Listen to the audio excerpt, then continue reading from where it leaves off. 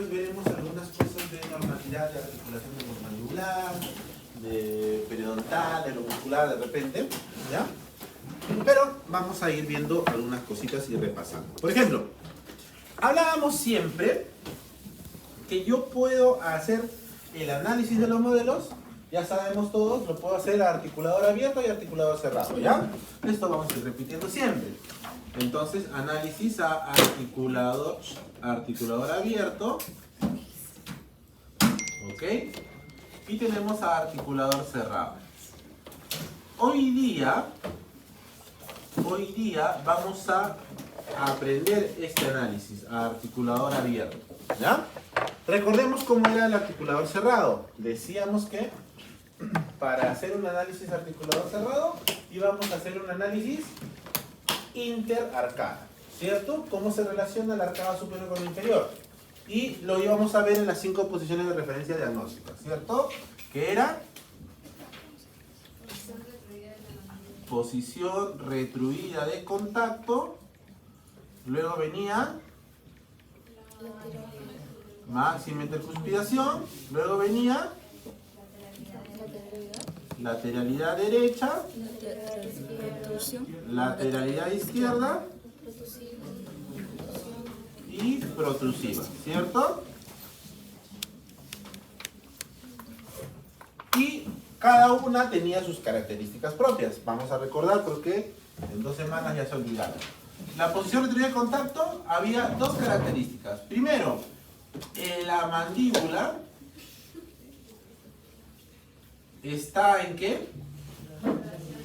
Muy bien, en relación céntrica, concepto que vamos a desarrollar ahora. Y segundo, hay un contacto inicial llamado contacto prematuro.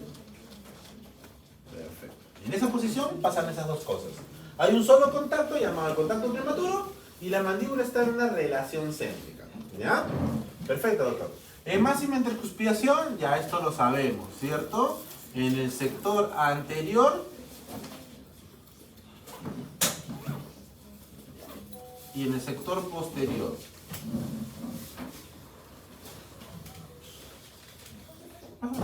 En el sector anterior, ¿qué se tenía que cumplir? Acople, ¿qué más? Overbite y overjet positivo. Clase 1, canina e incisiva. Perfecto. ¿Qué era lo peor que podía pasar acá? Contacto. Lo peor en el sector anterior, que haya contacto de dientes anteriores, ¿cierto? Lo peor que puede pasar en el sector anterior es que los dientes contacten, ¿ya? Eso ya lo vimos. Ahora, en el sector posterior, ¿qué se tenía que cumplir? Que haya relación de 2:1, ¿qué más?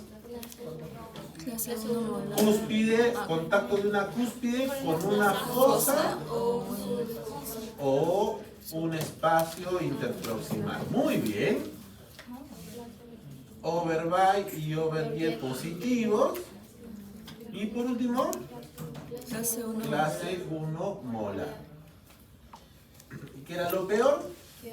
Que haya contacto cúspide. Sí. Lo peor que haya 1:1 o cúspide, ¿no? Porque eso era incómodo. En una lateralidad derecha, lateral izquierda, ¿qué tiene que pasar? Solo contacto. Solo contacto de caninos. Nadie más, ¿cierto? Nadie más. No puede contactar ni el lateral, ni el central, ni la premolar, ni la molar. Solamente los caninos. Entre ellos. ¿Estamos? Y en la protrusiva, solo contactar incisivo. Nadie más. ¿Ok? Solo deben de contactar los incisivos. Nadie más. No tienen que contactar ni los caninos, ni las premolares, mucho menos las molares. ¿Sí? Entonces, ese análisis yo lo voy a hacer en mi articulador. ¿Ya? Pero en mi articulador cerrado. Es decir, cuando ya monté el superior, ya monté el inferior, ya los trasladé al articulador, ¿cierto? ¿Recuerdan el superior con qué lo monté? ¿Con qué lo he montado? Con un arco facial. ¿Y el inferior con qué lo he montado? Con el superior. Pero, ¿cómo se llama ese registro para montar el inferior? Tranquilo, tranquilo. Superior, arco facial. Sabemos todos. Eso sí, nadie va a fallar. Y el modelo inferior lo vamos a montar con un registro. ¿Cómo se llama ese registro? Del maxilar superior y el maxilar inferior. Intermaxilar. ¿Cuántos registros intermaxilares puedo tener? Infinitos, pues, ¿no? Porque la mandíbula se relaciona con el superior de infinitas maneras. Doctor, o sea que yo puedo hacer un registro en protusiva. Claro, pongo mi cera o pongo lo que sea entre los dientes y le digo al paciente, muerde vis a vis. ¿Puedo tener un registro en la lateral derecha? Claro. Pones lo que sea y le dice al paciente que haga lateral derecha, lateral izquierda, ¿no? Esos registros en protusiva derecha generalmente lo utilizan los ortodoncistas, ¿ya? Porque hacen un análisis. Pero cuando hacemos diagnóstico, puedo hacer yo esto, ¿no? Un registro en máxima intercuspidación, un registro intermaxilar en máxima intercuspidación, que es fácil, ¿no? Le coloco algo entre los dientes y le digo muerde. Y ya está, muérdete. Ya. Mordió en máxima intercuspidación, ¿cierto? Perfecto. Es fácil. Lo difícil es esto: hacer un registro de esta posición retroide de contacto. ¿Por qué es difícil, doctor? Porque hay que llevar la mandíbula a relación céntrica. Y eso es toda una ciencia abstracta, así que no les gusta a los odontólogos. Pero ustedes lo van a entender fácil. Entonces, el superior con arco facial y el inferior lo montamos con un registro intermaxilar. Ese registro intermaxilar puede ser de cera, de silicona, de acrílico, de Godiva, lo que quieras. Pero sigue siendo un registro intermaxilar. ¿Estamos? Muy bien, doctor. Esto es un recordar. Es algo denso. Por eso me gusta repetírselo a cada rato para que sea fácil cuando lo veamos. Ahora, hoy día vamos a hacer articulador abierto, doctor. Es decir, vamos a analizar modelos de manera separada. Para eso vamos a empezar un poquito con ciertas condiciones en donde digo, por ejemplo, el paciente cierra y tiene acá su incisivo superior, su incisivo inferior, ¿ok? Tiene acá su primera molar superior, tiene acá su segunda molar, su primera molar inferior, ¿ok? Chicos, ¿qué pasa para que los dientes estén en esa posición y no en otra posición? O sea, ¿qué ha pasado con los dientes para que, por ejemplo, este incisivo esté acá y no esté más adelante, más arriba, más hacia abajo? ¿Qué creen que pasa?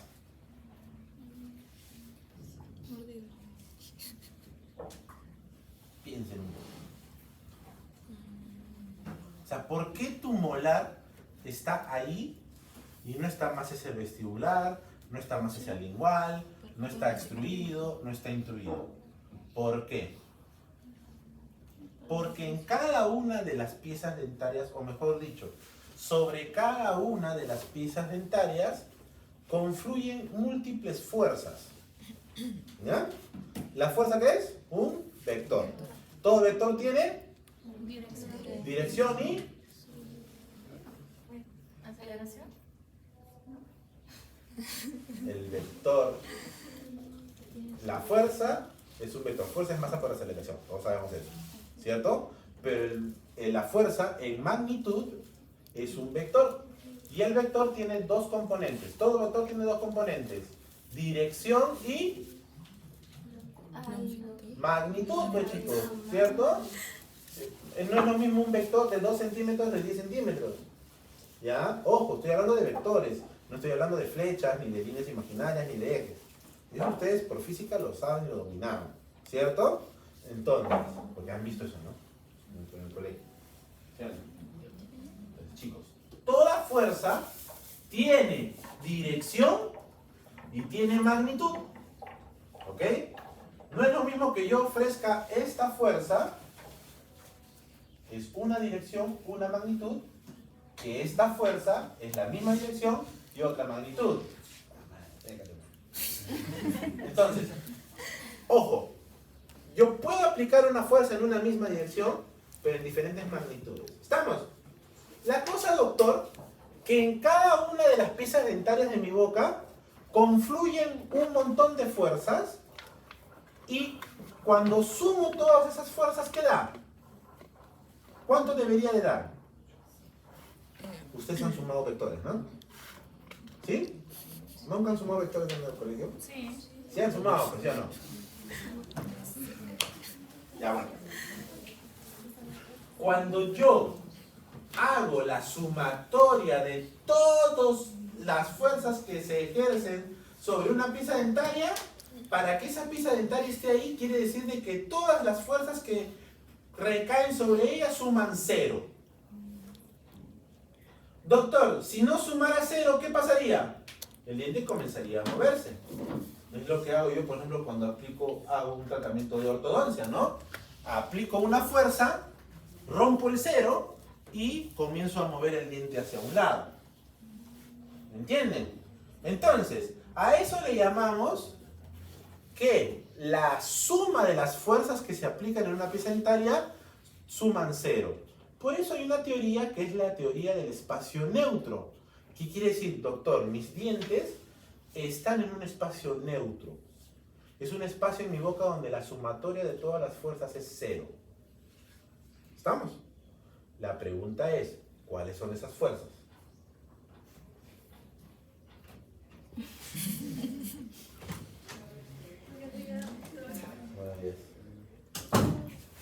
¿Con qué montamos el modelo superior? ¿Qué cosa? ¿Con qué montamos el modelo Ah, superior? ya, el de mi facial. No me acuerdo la parte. Ya, algo perfecto. ¿Con qué montamos el modelo superior? Ya, entonces, doctor, sobre una pieza dentaria confluyen fuerzas que al sumarse suman 0, por eso el dientecito se queda en su sitio. ¿Cuáles son esas fuerzas?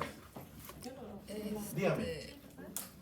Por ejemplo, acá, en este dientecito, ¿qué fuerzas recaen sobre ese diente? ¿El paciente muerde? ¿Qué fuerzas recaen sobre ese diente? Toque, alucinen, díganme, equivóquense, no hay problema. ¿Quiénes aplican fuerzas sobre las piezas dentarias? ¿Qué estructura anatómica? ¿Qué cosa? ¿Tu dedo? ¿Tu lápiz? ¿Qué cosa aplica fuerza sobre esa pieza dentaria? Chino, a ver, dime. ¿Ah? El maxilar, ¿cuál? ¿El superior o el inferior? Los dos. Ah, ya, doctor. Entonces, a esta pieza dentaria le cae una fuerza del maxilar inferior, o sea, del antagonista. ¿Sí o no? El antagonista está ejerciendo una fuerza. ¿Y el maxilar superior ejerce una fuerza? Sí, doctor. Porque toda pieza dentaria tiene una fuerza, ejerce una fuerza de erupción pasiva. Mira, esta es la fuerza del antagonista. Esta es la fuerza de erupción pasiva. ¿Cómo es eso, doctor, de erupción pasiva? ¿Qué pasa si este paciente pierde esta pieza dentaria? El paciente perdió el inferior. ¿Qué va a pasar con el superior? Doctor, ya no tengo el tope del antagonista. Y entonces, ¿quién va a ganar? La fuerza de erupción pasiva, ¿sí o no? Porque antes la fuerza de erupción pasiva estaba contrarrestada por la del antagonista. Como ya no tengo antagonista, ya no suman 0. Ahora este está ganando. Y entonces, ¿qué pasa con el diente? Comienza a extruirse. Este diente comienza a bajarse, comienza a descender. Al revés igual, ¿no? Si el inferior está en boca y pierdo el superior, ya no tengo su contacto antagonista. Porque antes el antagonista con la erupción pasiva del inferior sumaban 0. Ya no tengo el superior, entonces ¿qué va a pasar con el inferior? Se va a extruir. Se va a ir hacia oclusal. ¿Ok? Ahí viene el primer problema por la pérdida de piezas dentales. Es el primer problema. Si yo pierdo el antagonista, ese diente va a erupcionar tanto que incluso invade el espacio del antagonista. Es más, hay veces que contacta con la encía del antagonista. ¿Ya? Entonces, ya doctor, tengo dos fuerzas. Son 6. Ya le he soplado. Primera fuerza del antagonista. Segunda fuerza, la fuerza de erupción pasiva. Todo maxilar genera una fuerza de erupción pasiva al dientecito. ¿Ya? Por eso que en mi diente, si no tengo un antagonista, el diente sigue erupcionando. ¿Qué otra fuerza caerá sobre él?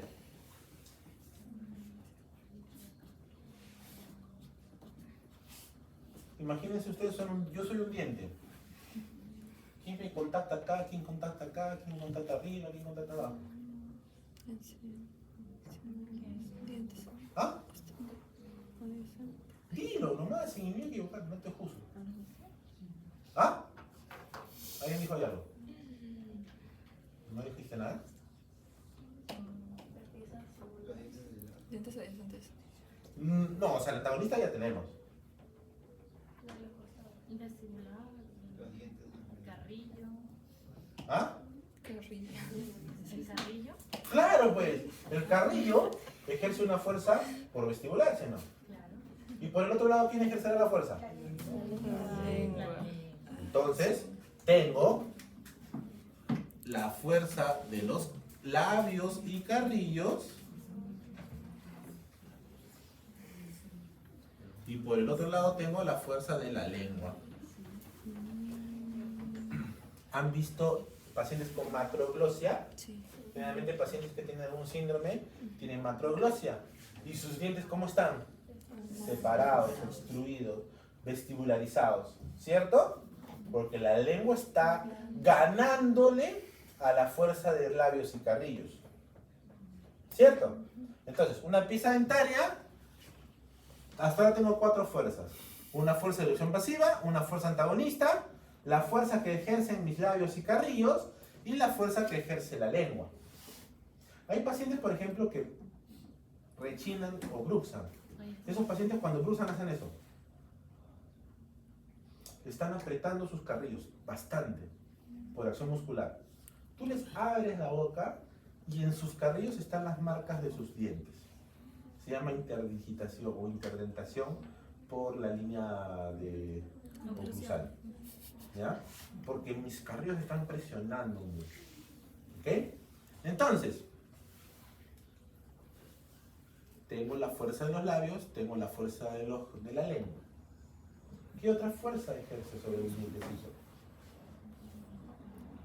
Ya tengo de arriba hacia abajo. Yo soy un diente. Ya tengo la fuerza que da de arriba abajo, de abajo arriba. De afuera adentro y de adentro hacia afuera. Ya las tengo. ¿Qué fuerza me falta? De los costados. ¿Cuáles serán esas fuerzas de los costados? Los dientes. ¿Ah? ¿Dientes? El diente. Diente decente. Del diente Nadie. en mesial y el diente que está distal, ¿sí o no? Ah, doctor, claro, pues. Acá existe el contacto interproximal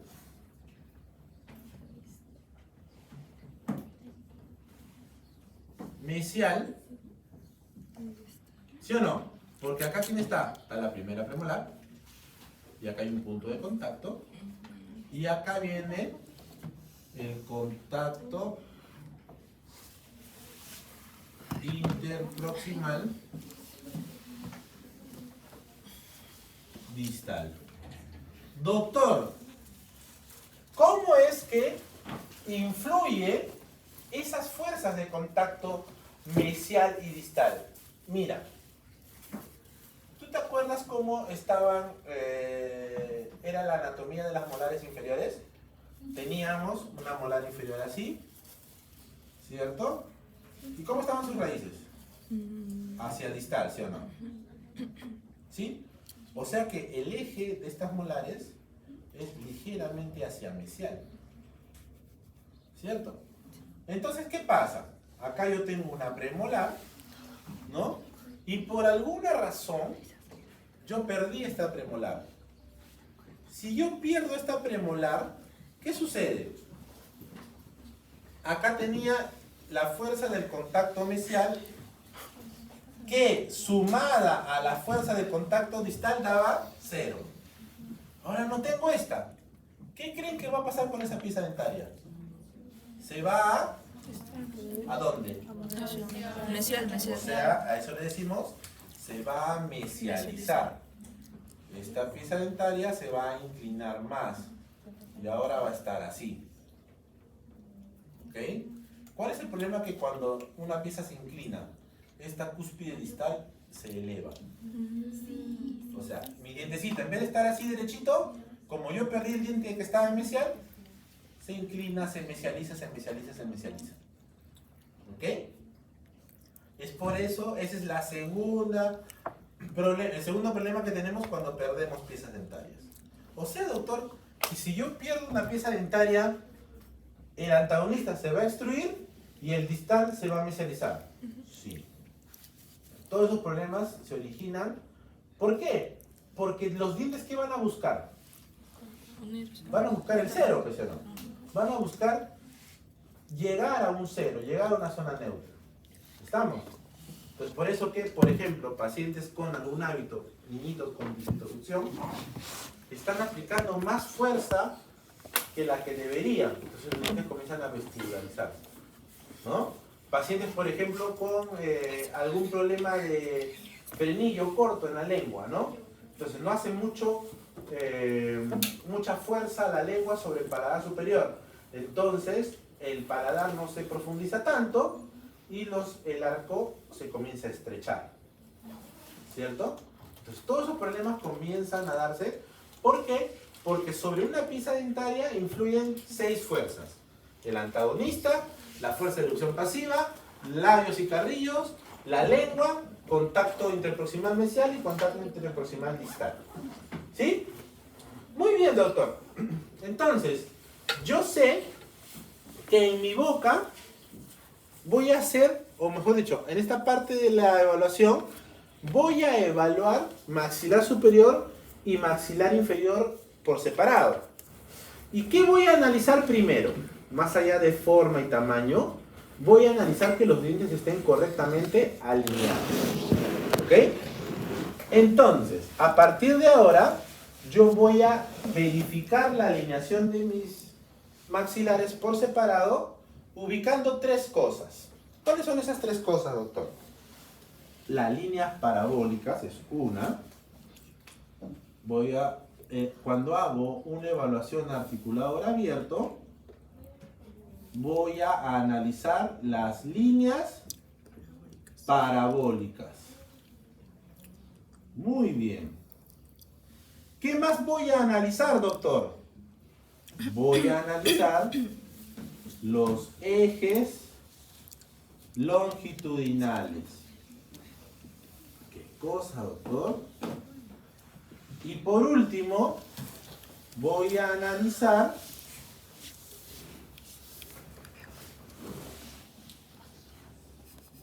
los planos de referencia. Los planos de referencia. En los planos de referencia, en los planos de referencia tengo 2 planos de referencia. ¿Ya? Si yo veo de costadito, hay un plano que se llama curva de Spee.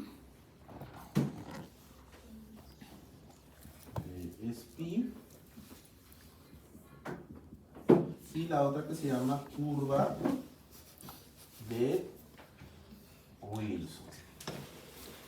Doctor, ¿para qué sirve cada una de esas cosas? De eso se trata la clase de hoy. ¿Ya? Entonces,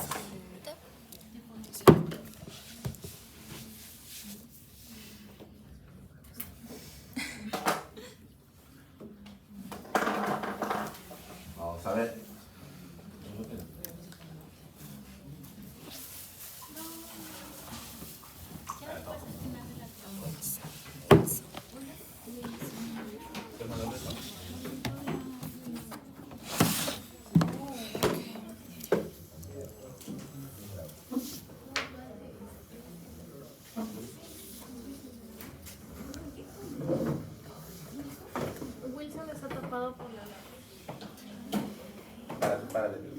Ahorita va a salir acá.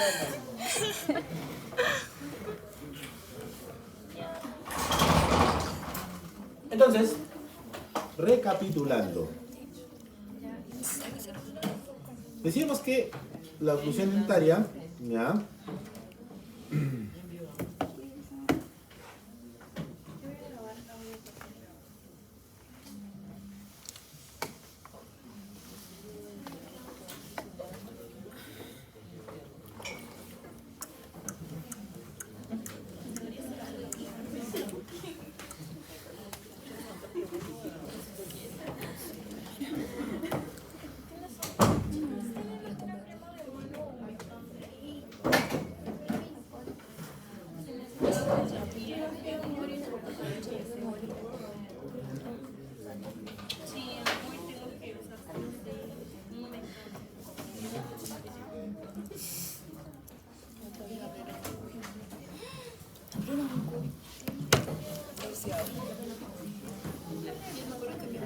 También despellejado un poquito. Que me mandó, fue despellejado todo.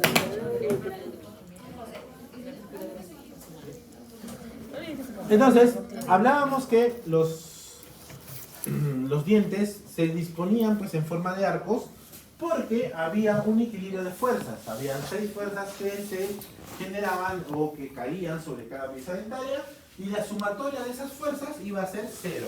¿Ok? Esas fuerzas eran la fuerza de labios y carrillos, de contacto distal, contacto interproximal, mesial, distal, erupción pasiva y labios y carrillos y lengua. Entonces, esto es lo que les he comentado. Miren, si yo pierdo una pieza dentaria, ¿ya? Entonces comienza a pasar un desequilibrio de esas fuerzas, ¿ya? En primera instancia, recién extraído, todo se mantiene ok. Entonces, tengo algún tiempo todavía para rehabilitar esta pieza perdida. Si yo dejo que esto progrese, van a comenzar a suceder varios fenómenos. Por ejemplo, acá, la fuerza o el contacto mesial se ha perdido. Entonces, esta pieza inferior, lo más probable es que se mesialice.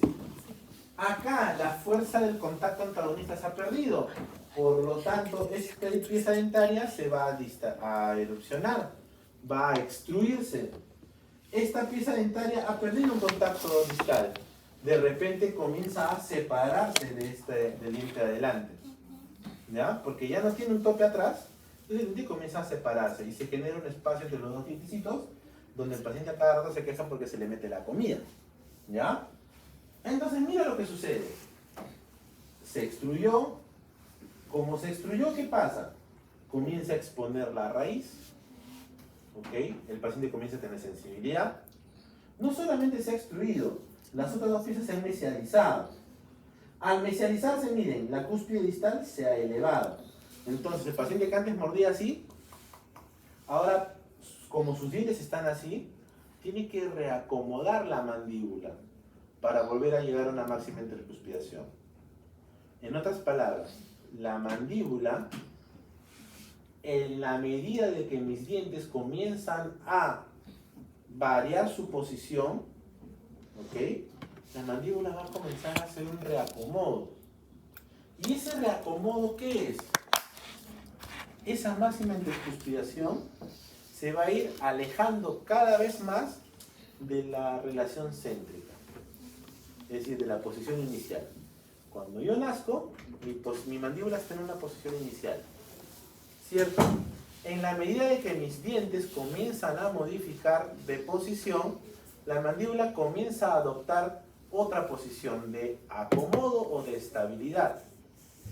Pero mientras más desordenada esté mi oclusión, ¿ok? Mi mandíbula se va a tener que reacomodar más. Por ejemplo, de esta situación a esta, la mandíbula probablemente ahora esté 2 milímetros más hacia adelante, porque tiene que acomodarse, porque esta cúspide más atrás ya no contacta, ahora tiene que contactar más adelante. Eso quiere decir de que mientras más irregular esté mi situación oclusal, la máxima intercuspiración se va a ir alejando cada vez más de la relación céntrica. Es decir, esto que hago ahorita, lo voy a tener que hacer más lejos, más lejos, más lejos, más lejos, más lejos. ¿Tú te imaginas el paciente que no tiene dientes posteriores? Él muerde así, vis a vis. O sea, esa mandíbula está como 4 milímetros adelante de la posición inicial. ¿Estamos? Entonces, ¿cuáles son esas fuerzas que influyen? Y también es un problema después para rehabilitarlo. Por ejemplo, si yo quiero acá poner una prótesis, ¿tú podrías poner acá una prótesis con este diente inclinado? No. Tendríamos que, por ejemplo, mientras que en esta situación era un implante o un puente fijo, ahora voy a tener que hacer primero ortodoncia, ¿no? Un año para distalizar, verticalizar esta molar. ¿Ok? O lo otro, doctor, ya logré distalizar. ¿Qué pasa? Mira, doctor, el antagonista está invadiendo el espacio donde iba a venir acá una prótesis. Eso se llama invasión del espacio protésico. Está invadiendo el espacio donde iba a venir una prótesis acá. O sea, este diente tengo que intruirlo. Lo puedo intruir con ortodoncia, lo puedo desgastar, o a veces hay que extraerlo, porque ya ha hecho mucha extrusión. Ya se ve, doctor, se ve furca ya. Ya, extraerlo. ¿Ok? Entonces, mi situación clínica va a determinar lo que voy a hacer yo para rehabilitar. Entonces, el equilibrio de fuerzas se debe de mantener. Y para mantenerlo tenemos que tener las piezas completas y en una correcta alineación dentaria. Yo creo que la cuestión de erupción pasiva, erupción del contacto del antagonista, lengua carrillos, es fácil, ¿no? Pero vamos a ver un poquito la importancia de los contactos interproximales. Recuerden que cuando hacíamos anatomía, ¿cierto? Y les decía, las paredes mesiales y distales, a partir del punto de contacto, comienzan a converger hacia cervical. ¿Eso qué quiere decir, doctor? Que del punto de contacto hacia oclusal, todo es expulsivo. Y del punto de contacto hacia cervical, todo es retentivo. ¿Estamos? Entonces yo tengo acá expulsivo y acá retentivo. ¿Por qué es importante el punto de contacto? Eso ya lo hemos visto antes, pero quiero refrescar un poquito los contenidos. ¿Por qué es importante el punto de contacto? ¿Qué pasa si no tuviese punto de contacto? Si no hubiese punto de contacto. Si los dos dientes estuvieran separados 1 milímetro o 2 milímetros. Un diastema. Si hubiese un diastema, ¿qué pasaría? No podría cumplir correctamente la función masticatoria porque el alimento se podría ir por ese diastema. Ya, doctor, si yo acá tuviese un diastema, o sea, no hubiese contacto, cada vez que yo mastique, acá se va a meter la comida. ¿Qué va a pasar con eso? Van a pasar dos cosas. Uno, o se empaqueta la comida, se empaqueta, y como una cuña lo estoy empaquetando, esa encía va a comenzar a inflamarse, a maltratarse, a tener trastornos inflamatorios. ¿Y qué hay debajo de la encía? Hueso. ¿Y qué va a hacer el hueso? Se va a alejar del daño, se va a reabsorber. Pues es uno. Doctor, no tengo contacto interproximal porque no tengo esta pieza dentaria. Pues acá me queda un reborde. Y no he rehabilitado ese diente, no he devuelto ese contacto interproximal. Entonces la persona, ¿qué va a hacer? Cada vez que mastique, esta encía va a estar contactando con su comida. Entonces, esta altura ósea va a comenzar cada vez a reabsorberse más, hasta tal punto que el paciente llega a hacerse una prótesis cuando ya no hay reborde ya. No tengo reborde, no tengo de dónde sujetar ni un implante, mucho menos una prótesis total. Entonces, ¿qué tengo que hacer ahí? Tengo que hacer injerto de hueso, hacer profundización de surco, pero ya con una solución quirúrgica. ¿Ya? Entonces, como bien dice, primera importancia, lo primero que pasa si pierdo el contacto interproximal es que en ese espacio se va a meter la comida. ¿Qué más? ¿Para qué más sirve el contacto interproximal? Para proteger la encía. Muy bien. ¿Qué está debajo de esto? ¿Cómo se llama este triangulito? Para proteger las papilas, ¿no? Las papilas interproximales. ¿Qué son esos triangulitos? Esa papila interproximal, recuerden, de la encía al hueso, ¿cuánto mide? 3 milímetros, ¿cierto? O sea, desde que veo la encía, si yo pongo una sonda hasta el hueso, hay 3 milímetros. Entonces, debajo de toda encía tengo 3 milímetros por debajo y ya tengo el huesito. Entonces, no solamente estoy protegiendo encía, sino estoy protegiendo el hueso alveolar. ¿Estamos? Y por último, hay algo que, ¿por qué el contacto interproximal se pone más hacia arriba y no es es un punto de contacto y no es una zona de contacto? Si fuese una zona de contacto, ¿qué pasaría? Se quedaría alimentos entre los dos dientes y nadie lo sacaría, ¿no? Entonces sería una zona donde la caries se puede formar muy fácilmente. Entonces, en vez de tener una zona de contacto, tengo un punto de contacto. ¿Para qué? Para que el excedente de los alimentos salgan, pues, disparados. Van a salir disparados hacia el lingual. Por eso que el punto de contacto está en el tercio vestibular, ¿ok? Y se forman estas troneras hacia palatino y hacia lingual para que cuando yo coma, la comida discurra por esos fugas y se vayan a la parte interna de la lengua. La mayoría de mis alimentos se van a la parte interna y un poco se queda a vestibular, ¿no? ¿Tú te imaginas que cada vez que comas toda la comida en vez de la lengua se vaya a cachetes? Entonces sería incómodo, me demoraría un montón en comer. Y eso se logra, bueno, entonces ahí viene el problema, cuando haces una prótesis y no respetas eso. Y el paciente, ¿qué dice? Doctor, me paro mordiendo el cachete. Me paro mordiendo el cachete, doctor. ¿Por qué? Ah, porque el punto de contacto lo hiciste acá. Entonces cuando el paciente muerde, le falta carne. Entonces se muerde con todo el cachete. Se le mete el carrillo. ¿Ok? Y se muerde. Entonces hay un problema en el diseño de la prótesis, que tú debiste haberlo corregido. ¿Ok? Doctor, esos espacios también mantienen, o al final de cuentas, mantienen pues la estética, ¿cierto? Mantienen una naturalidad, la curva de la sonrisa, ¿cierto? Por eso que decíamos, ¿no?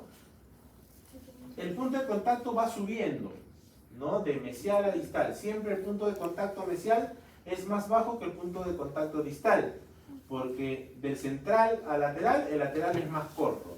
Y del lateral al canino, la vertiente mesial del canino está a la altura del tercio incisal del lateral.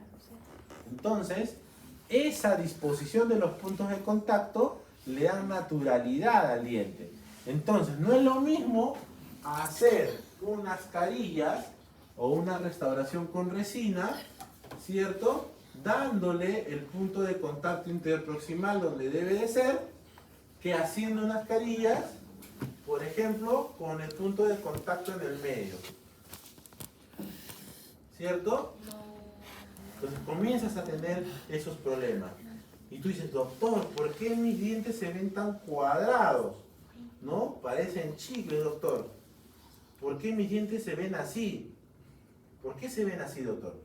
Porque estás poniendo el punto de contacto en el medio, cuando el punto de contacto debería de ser acá. Si tú hicieras el punto de contacto acá, todo sería más fácil. Tú te vas para acá, tú te vas para acá, y ahora sí tenemos mejor anatomía. Entonces, la estética no es nada más y nada menos que el resultado de la congruencia en los puntos de contacto interproximales. Y para eso hay reglas, ¿no? Está el diseño de sonrisa, por eso les decía que la estética es objetiva. Hay reglas que seguir. Va a depender también del labio del paciente. ¿Ya? Queremos una línea de sonrisa cuando el paciente tiene un labio pues en otra disposición. Se informa que la mayoría de exámenes ya han sido cargados. Chicos, el domingo van a ir a jugar, ¿no? Sí. ¿Esta no quiere participar, doctor? La han inscrito en bolet. Esos espacios se llaman troneras, ¿ya? Los espacios interproximales se llaman troneras. Las troneras son espacios donde va a venir la papila interdentaria o papila interproximal. Y esa papila lo que hace es proteger el hueso alveolar. Ahora, esta disposición de los dientes en el arco, ¿ya? Van a generar una forma de arcada en cada maxilar y esa forma es muy variable. Hay pacientes con la arcada triangular, ovoidal, elíptica, hiperbólica, cuadrada, circular. ¿Ok? Entonces, ¿quién determina el tipo de arco? Hay múltiples factores. Factores genéticos, factores de espacio, o sea, el apiñamiento también me va a generar la forma de arco, los hábitos que haya tenido el paciente, si durante toda su infancia ha chupado el dedito, si a cada rato está dando clases y está mordiéndose el lapicero, muerde pipa, qué sé yo, ¿ok? Y el reemplazo de la dentición. A veces, ¿qué pasa? Extraemos la pieza decidua antes de tiempo, ¿no? Entonces, si yo extraigo, por ejemplo, el canino deciduo antes de su exfoliación, que es más o menos los 12 años, y ese canino lo perdió a los 6 años, durante esos 6 años, ¿qué va a pasar? Durante esos 6 años, ese espacio donde estaba el canino deciduo se cierra, pues, ¿no? ¿Por qué, doctor? Porque te acuerdas que tengo un contacto mesial, un contacto distal, la pieza posterior perdió el contacto mesial, entonces va avanzando y ocupa ese espacio. Lo cerró y cuando el niño cumplió 13 años, ¿qué pasó? El canino ya no tiene espacio para salir y va a salir por donde le da la gana, en el mejor de los casos. En el mejor de los casos puede salir hacia afuera, por el paladar, por arriba del lateral, y en el peor de los casos se queda ahí en la base de la nariz y ahí nadie lo saca. Muy bien, doctor. Entonces lo ideal es evitar que ese espacio se cierre. Entonces, si tu paciente, niño, pierde una pieza dentaria 2 años antes de, por ejemplo, de que debería de perderlo, entonces colocas un mantenedor de espacio. Colocas lo que sea para que ese espacio no se cierre. Por eso hay 1000 formas de mantenedores de espacio. Hay mantenedores de espacio, por ejemplo, que son unos anillos metálicos. Doctor, pero no le voy a poner un anillo metálico en su central, pues, ¿no? Si va a perder central. Entonces le puedes poner una prótesis chiquita de acrílico para mantener ese espacio. ¿Ok? Pues hay un montón de alternativas. ¿Ya? Por eso que las formas, miren estas formas muy variables. Tengo, por ejemplo, esta forma media elíptica, esta está más abierta en posterior, es una hiperbólica. Miren esta forma redonda, ¿ok? Esta forma triangular, esta es una forma cuadrada, ¿ok? Y no necesariamente, por ejemplo, ahora van a analizar el modelo de sus compañeros, ¿cierto? No necesariamente la arcada superior va a tener la misma forma que la arcada inferior. Porque puede que el paciente no tenga overbite o overy positivo. Por ejemplo, ¿qué pasa si el paciente tiene mordida cruzada posterior? El inferior será más abierto y el superior será más estrecho. ¿Sí o no? Pero, ¿qué va a pasar con la mitad de ustedes? Levanten la mano los que tienen o han tenido ortodoncia. Ya, todos esos que están levantando la mano, lo más probable es que la arcada superior sea igualita a la inferior. ¿Por qué? Porque el ortodoncista usó un arco preformado, ¿sí o no? Te puso un alambre preformado. Ya venía la formita, pla, pla, y los dos tienen la misma forma. ¿Ya? Pero no necesariamente. Mira qué pasa con los apiñamientos. Comenzamos a tener más problemitas. ¿Ya? Entonces, hay diferentes formas de arcos. El biotipo facial también, ¿no? Un dólico suele tener el paladar más profundo, por lo tanto, la arcada superior es más estrecha, media triangular. Un braquicefálico como yo, por ejemplo, tendré la arcada un poco más cuadrada, porque es más ancha. Un normocefálico, un ovoide, ¿no? La posición de los dientes determina la forma de arco. El reemplazo de la dentición también. Los hábitos, ¿no? Morderse las uñas, chupar el dedito. ¿Ya? Y eso va a determinar la forma de los arcos. Ahora, ¿qué va a determinar la posición del diente? ¿No? Entonces, yo voy a evaluar, porque recuerden, yo al momento de hacer diagnóstico tengo que saber si un diente está en buena o en mala posición, ¿sí o no? Yo tengo que evaluar si una pieza dentaria está en buena o en mala posición. Entonces, yo voy a tener 3 referencias, y esas 3 referencias son estas.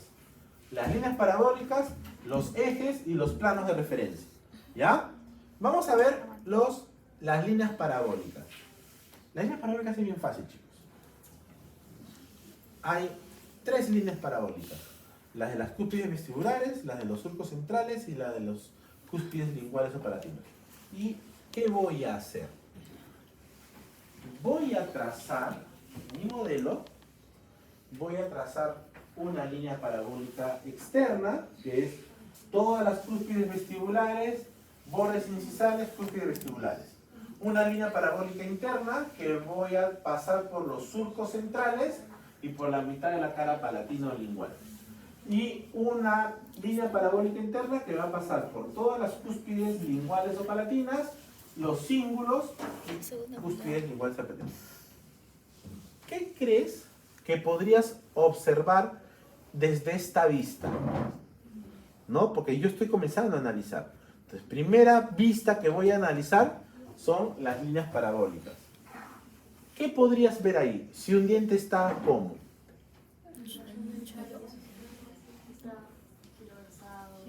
Muy bien, yo podría ver si un diente está giroversado. ¿Qué más?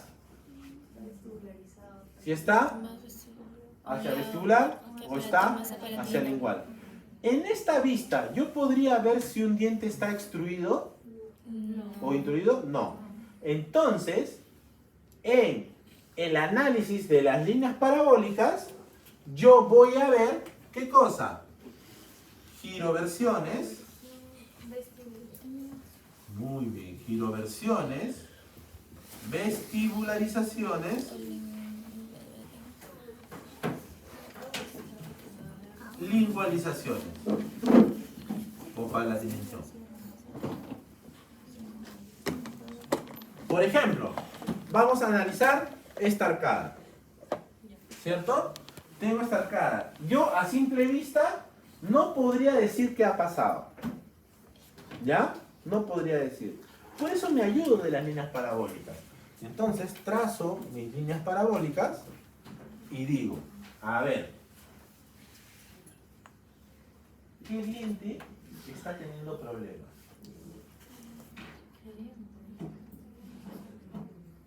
¿Ah? ¿Cuál es la segunda molar? Esta de acá. Más hacia vestibular. ¿Tú dirías eso? Primera premolar. La primera premolar. ¿Qué ha pasado con la primera premolar? Más ¿Hacia dónde? Mira. Entonces hacemos lo siguiente. Para que se den cuenta, vamos a hacer lo siguiente. Ay, no sé.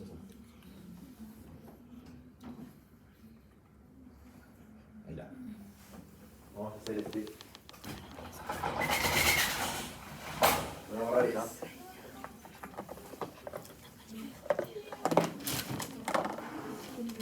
Voy a trazar solamente la línea parabólica vestibular. ¿Ya? Entonces, ¿me dice el doctor? Cúspide vestibular, cúspide vestibular, cúspide vestibular, cúspide vestibular, cúspide vestibular, cúspide del canino, borde incisal, borde incisal, borde incisal, borde incisal, bordes incisal, bordes incisal, bordes incisal, bordes incisal. Cúspide vestibular, cúspide vestibular, cúspide vestibular, cúspide vestibular. Ahora se hace más evidente, doctor, ¿sí o no? ¿Dónde tenemos problemas? Por ejemplo, yo veo esta pieza está teniendo problemas. ¿Qué problema está teniendo esta pieza? Primero, está medio palatinizada. ¿Y qué más? Está giroversada hacia distal. O sea, se ha girado así. ¿Sí o no? ¿Dónde más ven problema? En la primera. La primera premolar también, doctor, ¿no? Está palatinizada y está giroversada hacia distal.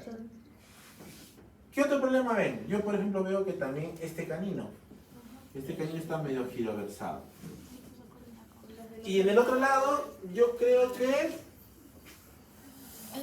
me parece que esta está giroversada hacia distal y la segunda molar está vestibularizada. Ah, mire, doctor, en una foto inicial me parecía que todo estaba ok, pero si yo trazo mi línea ahora visualmente se hace más evidente, ¿ok? Y comienzo a ver qué problemitas. Entonces, cuando yo hago un análisis con las líneas parabólicas, voy a ver giroversiones, vestibularizaciones o lingualizaciones. Vamos a ver un inferior, por ejemplo. Acá. Vamos a trazar nuestra línea parabólica, ¿cierto? Y vamos a ver dónde hay problemas, si es que los hubiera. Voy a trazar. Los incisivos centrales, sí son giroversados. Acá, borde incisal, borde incisal, borde incisal, borde incisal, borde incisal. ¿Dónde es el principal problema? Los incisivos centrales, ¿no? Este está giroversado hacia mesial y este también. Perfecto. Tengo otro problemita, yo creo que... ¿Cuál? ¿Este? Parece, ¿no? Sí, parece. Este también parece que está Vestibularizado. Sí, este está vestibularizado. ¿Ok? Así hago mi análisis. Eso se llama diagnóstico. ¿Ya? Doctor, voy a diagnosticar. Primera vista, vista oclusal. Trazo en líneas parabólicas. ¿Para qué me sirven las líneas parabólicas? Para ver giroversiones, distalizaciones, mesializaciones y lingualizaciones. y igualización y paralización. Perfecto. Ah, mira ahí. Ahí tienes 2 horas de trabajo, ¿cierto? Todos lados, ¿no? A ver, Sí. acá yo veo, doctor, Giroversado en los centrales. vestibularización, igualización, giroversión. Acá, bien. Acá está giroversado hacia distal, giroversado hacia distal. Y también para. Este está medio vestibularizado, doctor. Acá tiene que volver a nacer, ¿cierto? Está vestibular, este está hacia el igual, está giroversado hacia distal, este está vestibularizado, este está giroversado hacia distal, este no existe, es un remanente que le han cortado. Entonces, ese es el análisis que yo voy a hacer. En los libros van a encontrar que dice los ejes axiales, no se llaman ejes axiales, se llaman ejes longitudinales. ¿Qué cosa es el eje longitudinal? Es el que da la ¿Qué es un eje? Una dirección. ¿Qué es un eje? Una dirección. Una línea imaginaria que une 2 puntos por donde cual un cuerpo rota. Generalmente esa línea imaginaria está en el centro del cuerpo, ¿cierto? Entonces, por ejemplo, el diente que estaba en azul tiene un eje longitudinal de este tipo y el diente que está en verde tiene un eje longitudinal que está en este tipo. ¿Sí o no? Yo tengo, por ejemplo, un central que puede estar así y yo tengo un central que puede estar así. Este central, su eje es así y de ese central su eje longitudinal estará así. Entonces, pensando con la cabeza, ¿qué cosas voy a evaluar cuando evalúe los ejes longitudinales. Si una pieza está rotada, Giroversada. mesializada y o sea, acá, cuando yo evalúe los ejes longitudinales de mis dientes, voy a evaluar solamente, doctor, si mi pieza dentaria está mesializada o distalizada. ¿Sí o no? Entonces, mesialización y distalización. Perfecto, doctor. Entonces, el análisis de los ejes longitudinales de mis dientes me sirve para saber si una pieza está mesializada o está distalizada, ¿cierto? Como lo que habíamos visto en la foto anterior. Entonces, si yo tengo acá mi pieza dentaria, la foto de mis dientes, yo trazo los ejes, ¿cierto? Veo pues cómo están los ejes longitudinales, si están en la posición correcta. Existe una teoría llamada teoría de Monson, que dice que se crea una esfera interna, un cono, desde la glabela, ya, si yo trazo los ejes longitudinales de todos mis dientes, se forma un cono, ¿ya? Eso va a funcionar en los caucásicos, pues nosotros somos mestizos, ese cráneo no es nuestro, ¿ya? Pero me sirve para esto, pues mira. Ah, ya, ahora sí, doctor, mira. Acá estos dos dientes, este está bien, y mira el eje de este diente, está distalizado. Perdón, está mesializado. Manda corona, no manda raíz, ¿ya? Esta corona está inclinada hacia mesial. Esta corona está inclinada hacia mesial. Miren estos incisivos inferiores. Inclinado hacia distal, está derechito, está inclinado hacia distal, y estos dos están más o menos derechitos. Acá estos dos están derechitos, ¿cierto? Entonces, el análisis de los ejes longitudinales me va a servir para evaluar si una pieza dentaria está mesializada o distalizada, inclinada hacia mesial o inclinada hacia distal. Miren esta inclinación de estos incisivos. Miren. Todos estos están mesializados y todos estos están mesializados. ¿Ok? Pareciera una mordida invertida. ¿Ya? ¿Y yo? Ahora viene lo complicado. Tenemos 20 minutos para explicar. Voy a evaluar, ¿ya? A través de los planos de referencia oclusales o planos de oclusión. Yo, bien, voy a evaluar o voy a generar planos imaginarios, ¿ya?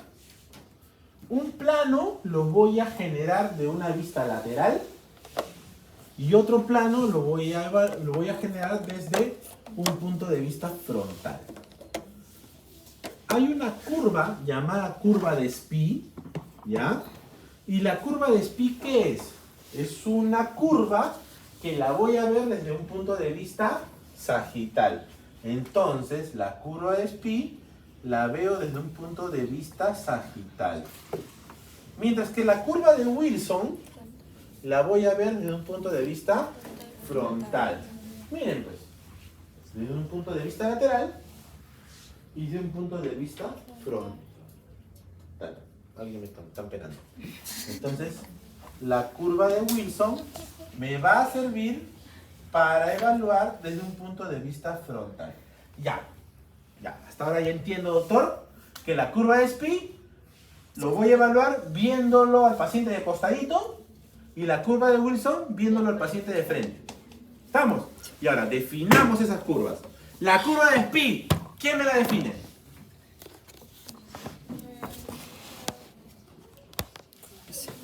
Ya, ahí está. Acá está la curva de Spee. Defínemela.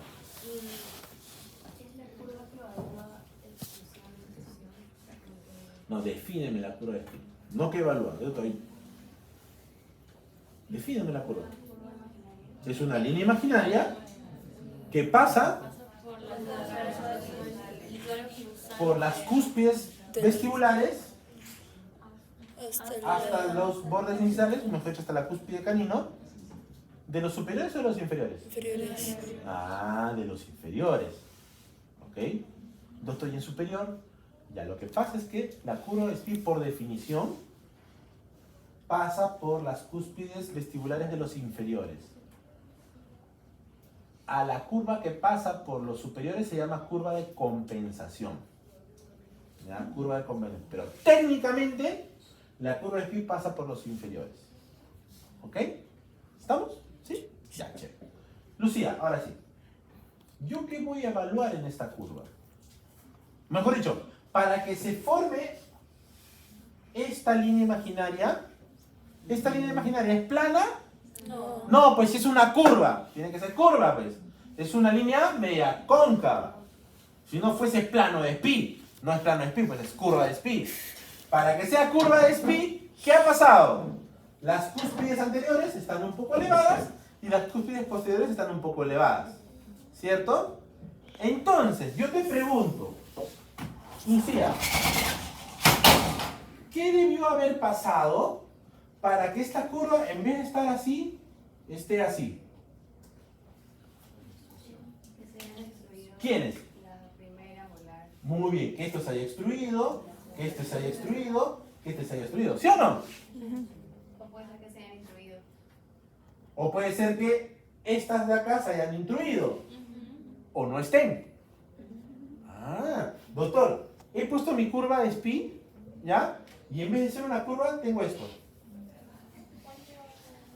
Ah, tengo una pieza intruida, una pieza ausente, una pieza mesializada. ¿Entienden? ¿Qué tal? Entonces, yo tengo una curva homogénea. Y esa curva homogénea se da si los ejes de los dientes están en buena posición. Entonces, ¿qué va a pasar? Yo voy a agarrar mi tarjeta de crédito Black y la voy a poner sobre las caras oclusales y la voy a presionar. Si se forma una curva homogénea, chévere, doctor, estamos bien. Doctor, se ha formado un plano irregular. Ah, entonces quiere decir que hay piezas que se han extruido, o hay piezas que se han intruido, o piezas ausentes. ¿Sí o no? Eso va a modificar tanto en inferior como en superior. Pero en superior, ¿cómo se llama? Curva de compensación. Entonces, la curva de Spee, ¿para qué me va a servir? Para evaluar extrusiones e intrusiones. Muy bien, extrusión e intrusión. Piezas ausentes. Muy bien. Piezas ausentes.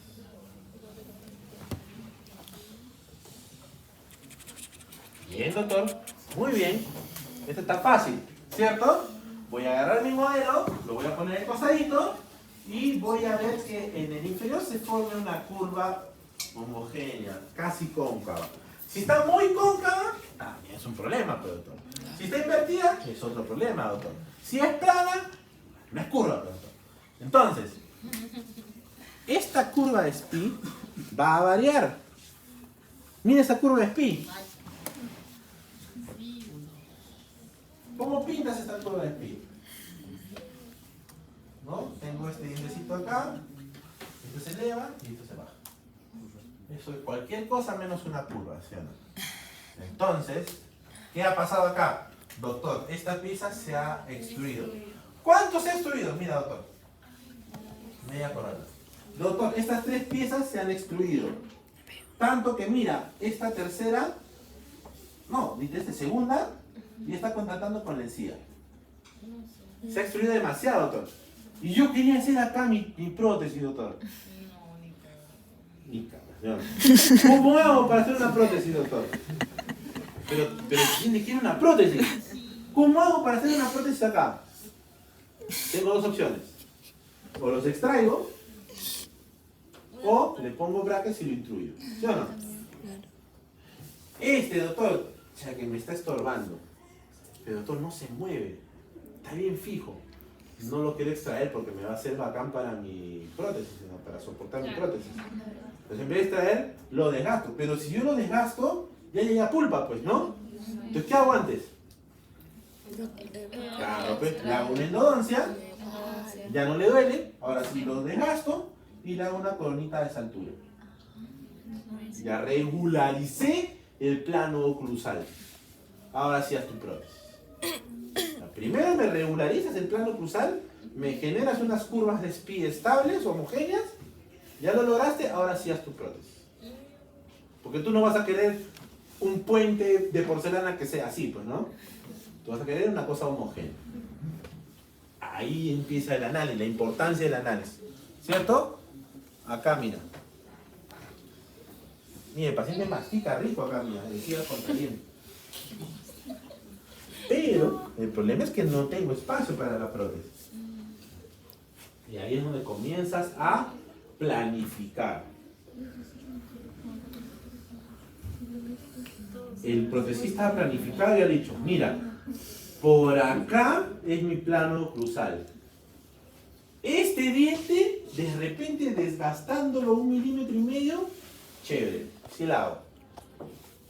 Pero estos no, pues ya, mira, esto es interno cervical. Ya, vete tu tercera, ya, la podemos extraer, ya la extraigo. Y ahora me falta esta, inventa cómo te la solucionas. ¿Ok? Entonces, la planificación va a venir de eso, del análisis de los planos de referencia en frontal. Y ahora vamos a entender esa curva que yo veo de sagital, ahora la voy a ver de frontal. Pero en frontal, ¿qué va a pasar? Voy a encontrar la llamada curva de Wilson.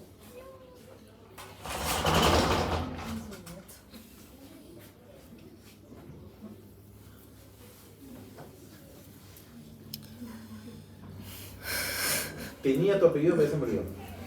El de Valle, el de Mina. ¿Tu apellido, tu apellido? Manuel, ya es. Manuelo. Esta es la curva de Wilson. ¿Sí?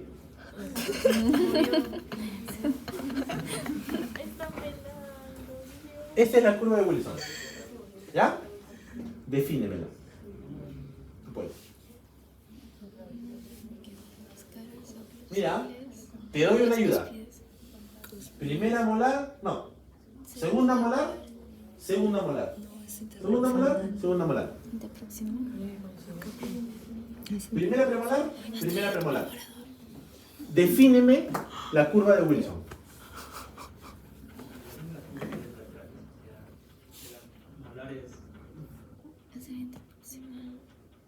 De la derecha y de la izquierda.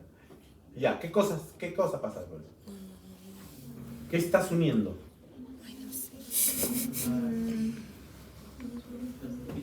¿Qué cúspides? Cúspide vestibular. ¿Solo las vestibulares?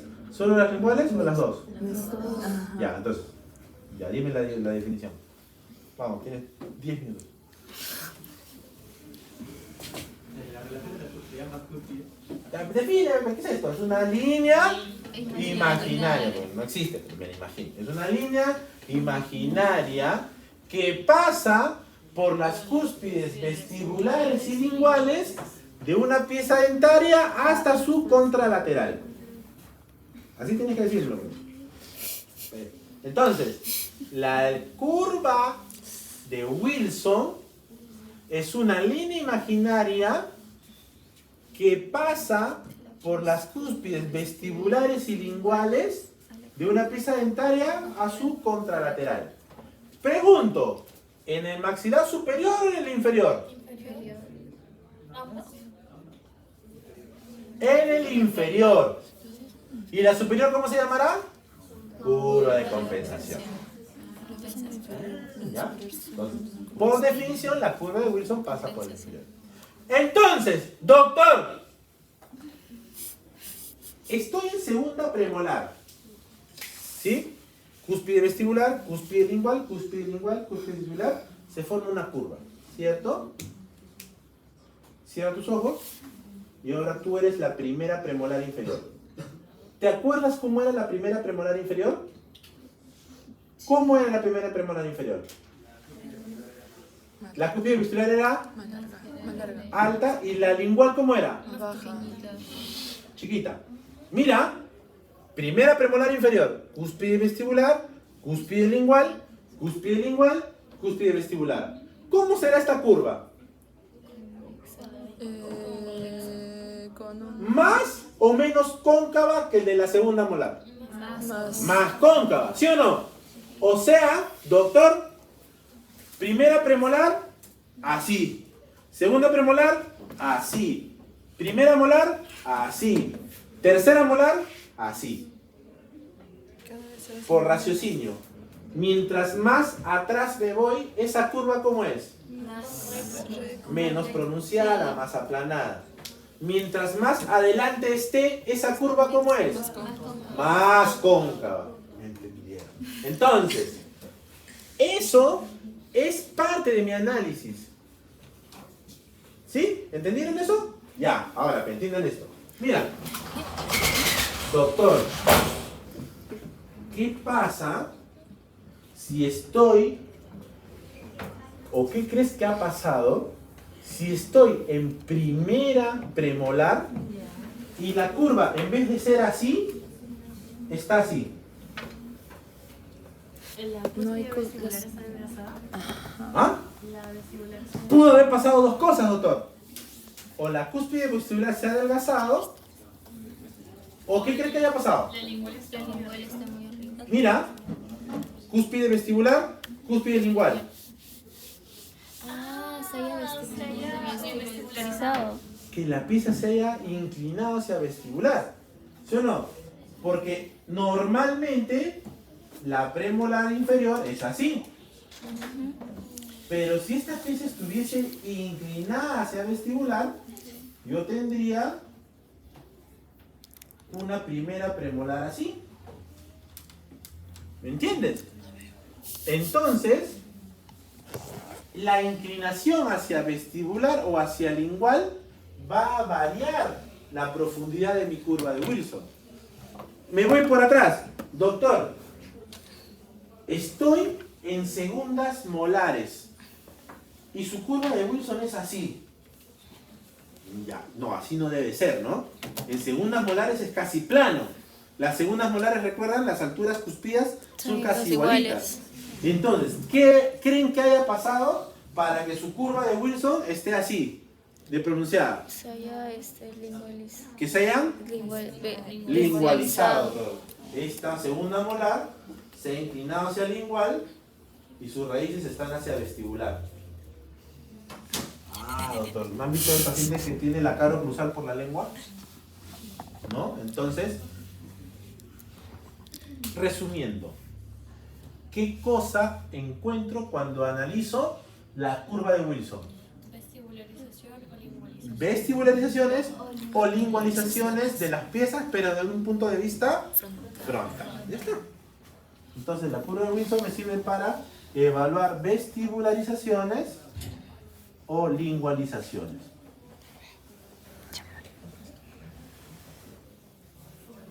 ¿Ok? Entonces, chicos, cuando yo hago el análisis así de los dientes por separado, de las arcadas por separado, yo tengo que ver que estén bien alineadas, ¿ya? Pero solamente voy a ver una alineación intraarcada, ¿sí? Catalina, ¿cuáles son esas tres referencias que voy a tener para evaluar los modelos por separado? Dímelo,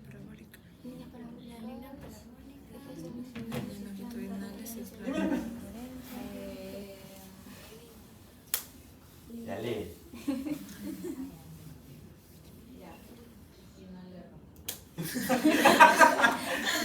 Las líneas parabólicas. Ejes longitudinales. Las líneas parabólicas, los ejes longitudinales y las curvas de oclusión o curvas de referencia.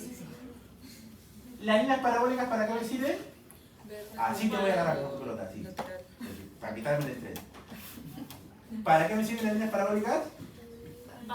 Para evaluar si la pieza está. ¿Te la has pasado toda la clase conversando por eso que te has olvidado? No. Ya. Y entonces, ¿para qué me sirve? ¿Qué evalúo cuando veo las líneas parabólicas? Giroversiones, Vestibularizaciones o lingualizaciones. ¿sí? ¿Qué evalúo cuando evalúo los ejes longitudinales? Si una pieza está mesializada o distalizada. ¿Qué evalúo cuando chequeo el plano cruzal de sagital es decir, la curva de Pi. Si hay una pieza extruida o intruida. ¿Qué evalúo cuando veo la curva de Wilson del frontal? Si una pieza está inclinada hacia vestibular o inclinada hacia lingual. ¿Ya? Pero yo necesito ser así de metódico para ir por partes. Porque si no, me voy a saltar cosas que no son muy evidentes. ¿Ya? Entonces, esta curva de Wilson, esto es lo que les iba a enseñar. Si yo configuro el plano tridimensional, es decir, curva de Pi con curva de Wilson, voy a tener el plano así. O sea, ¿te has dado cuenta que mientras más adelante estoy, más inclinada es la curva de Wilson? La curva de Pi tiene una concavidad, ¿ya? Y todo eso se forma, pues, por una alineación tridimensional. Esto es solamente el análisis tridimensional, pero por arcadas separadas. ¿Ya? ¿Ya, Catalina? La próxima clase expones 2 horas sobre esto. ¿Ya? Mentira, ¿qué haces por mí?